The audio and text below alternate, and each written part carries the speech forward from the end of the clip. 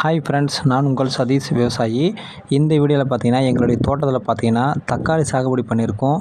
ரொம்ப பார்த்தீங்கன்னா இந்த வருடம் ரொம்ப எளிமையான முறையில் ரொம்ப நவீனமாக தக்காளி அருமையாக சாகுபடி பண்ணியிருக்கோம்.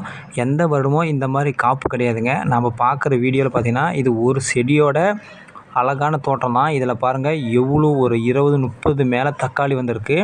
இந்த மாதிரி ஒரு விவசாயத்தை எல்லோரும் பண்ணி நம்ம மேன்மைப்படுத்தணும், விவசாயத்தை காக்கணும் அப்படின்னு தான் நம்மளுடைய முன்னோர்களும் சொல்லியிருக்காங்க. இப்போ வர ஜென்ரேஷனும் நம்ம இதை தான் செய்யணும்.